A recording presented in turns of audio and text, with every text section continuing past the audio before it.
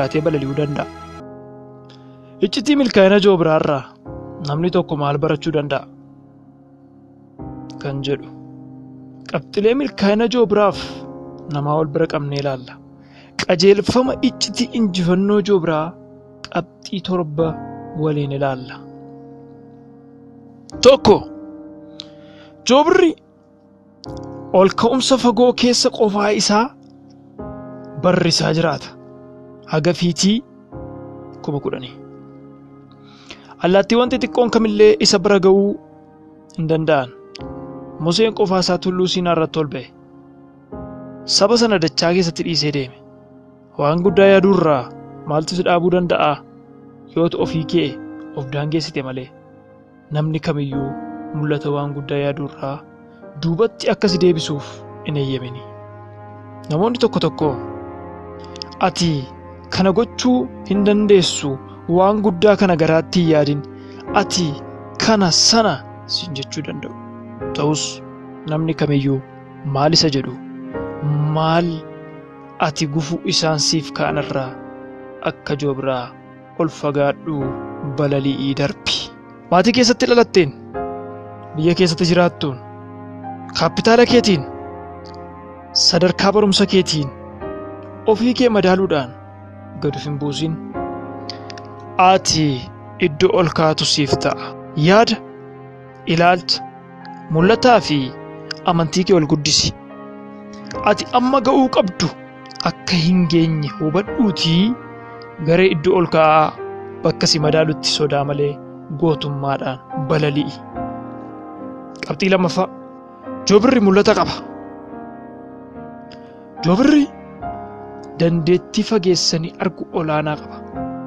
Fageenya kiiloomeetira 5 irratti sirriitti ilaaluuf ga'umsa qaba.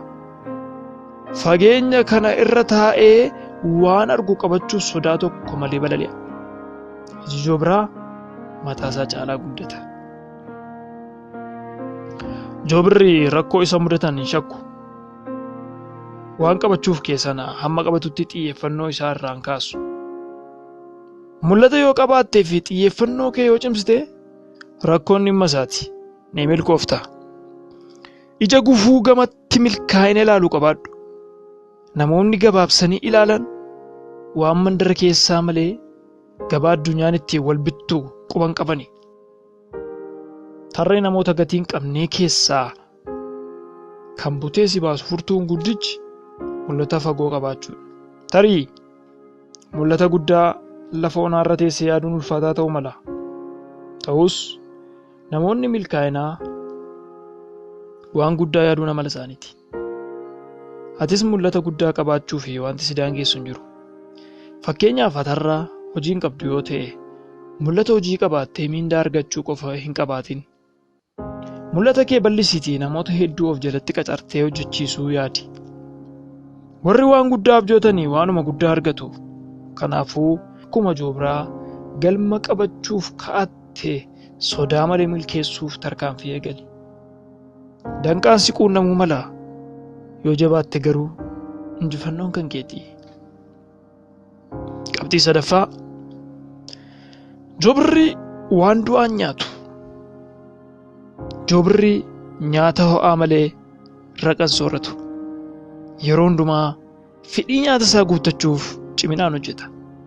Warri ta'an yeroon itti darbee odeeffannoo dulloomaa qabu. Qorannoo kee gaarii godhi hojjedhu. Yeroo hundumaa of haaressi. Yeroo maraa beekumsa haaraa barbaadi. Namicha ogeessa fayyaa aadaa ture tokko dhukkuboota hundumaaf qoricha gosa 2 qofa qaba. Innis qoricha busaa fi dibata qaamatti dibatamudha. Ogeessi kun dhukkubsataan kamillee yoo gara isaa dhufe qorichootuma kana qofa fayyadama ture. Naannoo keetti namoonni bara isaanii guutummaa waanuma tokko akkaataa tokkoon hojjetan akka jiran millattee beekta. Namoonni akka ganda bulchanitti magaalaa bulchuu yaadan ni jiru. Namoonni akka fooshaa geggeessanitti dhaabbata daldalaa geggeessuudhaaf shaakalan ni jiru. Ati garuu yeroo hundumaa haalaaf bakka jirtu keessatti yaadotaaf beekumsa haaraadhaan ofii kee haaressaa deemutu sirraa eegama. 4. Joobirri bubbeetti fayyadama. Inni kun iccitii rakkootti fayyadamuudha. Joobirri allaattii bubbee jaallatu isa tokkodha. Joobiratti yommuu bubbeen jabaan duumessa keessaan dhufu koochoo isaa diriirsuun itti qabuun bubbichatti fayyadamee ol ka'a. Joobirri koochoo bubbeetti fayyadamuudhaan osoo humna isaa hin baasiin madaala isaa eegee barrisa. Joobirri carraa kanatti fayyadamee koochoo isaa boqochiisa. Bubbee jireenya keenyatti fayyadamuu akka qabnu iccitii nu agarsiisudha. Gufuu fi jeequmsa nuquun naman akkamittiin keessa darbuu akka qabnuuf itti fayyadamnee gara tulluu ol ka'aatti ittiin balali'uu jechuudha. Namoonni qabaa waan hundumaa beekan yookiin ogeessonni qorumsa akka carraatti itti fayyadamu. Wayita rakkoon si mudatu abdii kutachuun sirraan eegamu. Rakkoon si mudate akkamittiin akka ati itti fayyadamuu dandeessutti yaadi. Morkataan kee yeroo ati goolii galchuu fi gara galii isaatiitti dhiyaattu wallaansoo sitti hammeessuu danda'a. Haa ta'u malee wallaansoo morkataa keedhaan yoo kuftes abdiin kutatiin rukutaa darbii argachuuf jirta waan ta'eef. Rukutaa darbii argattetti yoo sirriitti itti fayyadamte injifannoon harka kee seenti. Kun ogummaa qormaata gara carraatti jijjiiruudhaan itti fayyadamnudha. 5. Leenjii cimaa. Joobirri moo'uu isaan dura qoramee ilaalama. Joobirri dhalaan cuucota ishee yeroo yaaftu gara samiitti ol fagaattee erga barriftee booda achii gadi dhiifti. Joobirri inni kormi immoo yeroo isheen kufuu kaatu dafee qabee deebisee gara joobira ishee dhalaatti ol geessa. Kun iccitii leenjii jabaatanii hojjechuuti. Joobirri ol ka'umsa fagoorraa cuucii ishee haala kanaan leenjisuudhaan ga'umsa ishee guddifti. Kun jireenya namoota dhuunfaa keessatti kutannoo namoota ilaaluuf qormaata kennamudha. Wanta tokko osoo hin eegalin fuula dura waa'ee waan sanaa leenjii gahaa godhi. Leenjii cimaan lola salphisa kan jedhamuuf kanumaafidha. Daldalaa cimaa ta'uuf qarshii qobaan wabii siif hin ta'u. Tooftaa daldalaa si baasu shaakalutu sirra jira. Ispoortiisaan jabaatee shaakalu guyyaa wal dorgommiitti salphaatti injifata. Garaagarummaan mo'attootaa fi mo'atamtoota gidduu jiru tooftaa fi yeroo isaan shaakala irratti dabarsanidha. Kun jireenya keenyaaf illee ni hojjeta. 6. Joobirri waliin hojjeta. Joobirri dhalaan wayita buphaa buuftu joobirri kormii bakka mijataa fiixee tulluu ol ka'aa bakka allaattiiwwan kan biroon ga'uu hin dandeenye sakatta'uun gara lafaa deemuun dameelee mukaa funaanuun bakka hanqaaquun itti hanqaaqamu qopheessa. Sana booda gara dacheetti deebi'ee marga gogaalleettii qopheessee bakkicha sirreessa. Egaa akkasittiin waliin ta'uudhaan haala mijeessuun joobira ishee dhaltuu waliin ta'uudhaan killee keessaa cuucota kana yaasu. Joobirri isheen dhalaan haammachuudhaan inni dhiiraa immoo manni ijaaruuf soorata dhiyeessuudhaan tajaajila. Namoonni nuti jaallannu jabina isaanii dhabanii dadhaboo akka isaan hin taaneef akka isaan guddataniif jabeessinee isaan dhiibuuf yooma isaanillee akka nuti abdanne hin taane yaada gaarii akka qabaachuu fi qabnu nu argisiisa. Tokkummaan humna akkuma jedhamu kun siyaasa keessatti qofa osoo hin taane jireenya keessattis hojiirra ooluu qaba. Ga'ee kee maatii keef biyya keef amanamummaadhaan ba'i. Naannoo kee namoota mul'ata kee si deeggaruudhaan hojjetan filachuun kaadhu. Addunyaa kana irratti wanti qofaa eegalamee xumuramu hin jiru. Kanaafuu namoota siif amanaman waliin hojjedhu. Aadaa namoota faayidaa malee gargaaruu gabbifadhu. Kunis iccitii eebbaati. 7. Haaromuu. Joobirri umuriin isaa waggaa 30 ol gaafa ta'u yeroo dulloomu. Ariitiif humni isaa yeroo gadi bu'ee dadhabuu fi yeroo du'a yaadu gara kattaa dhaquudhaan baallee yookiin koochoo isaa hundaa fi qeensa isaa ofirraa caccabsa. Amma deebisee koochoo haaraa biqilchutti bakka kana tura.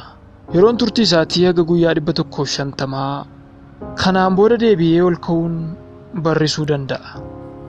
Joobirri erga humna haareeffatee boodas waggoota 30 hanga 40 jiraachuu danda'a. Nutis amaloota dulloomoo fi wantoota gaarii hin taane jireenya keenyaaf bu'aa kan hin qabne ofirraa qeexxa'uudhaan haara'uu qabnaa kan jedhuun irraa baranna. Hojii tokko erga hojjettee xumurtee booda sirriitti boqodhu. Bakkoota bashannanaa daawwadhu.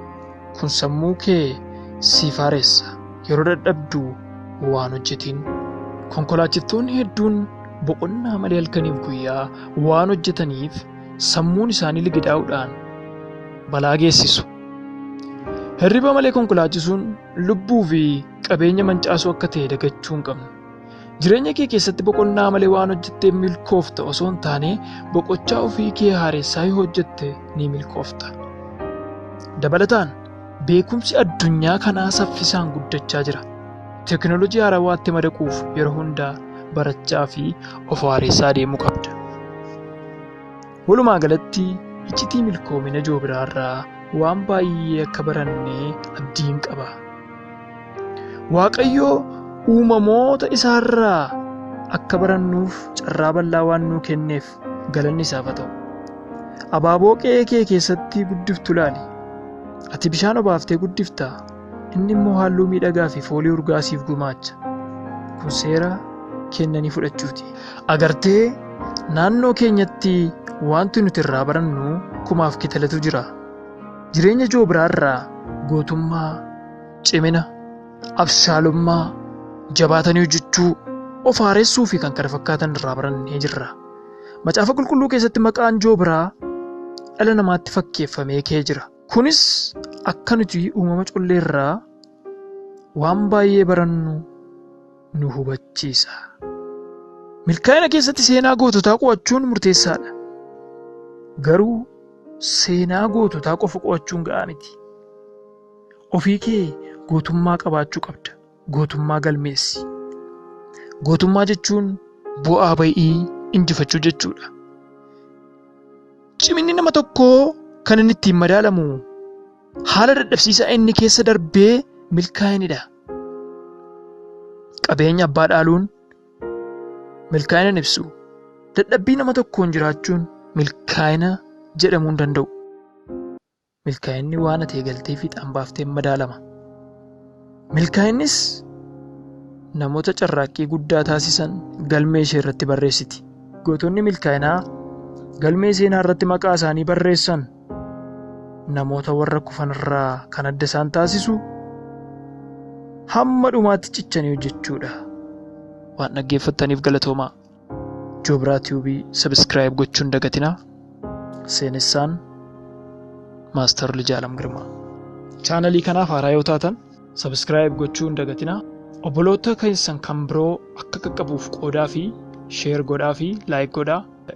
Mata-dureewwan garaagaraa barsiisan kan bashannansiisan akkasiniif dhiyeessinu kan barbaaddan koomentii jalatti nuuf barreessaa. Mata-duree biraan amma ol agarrutti nagaatti.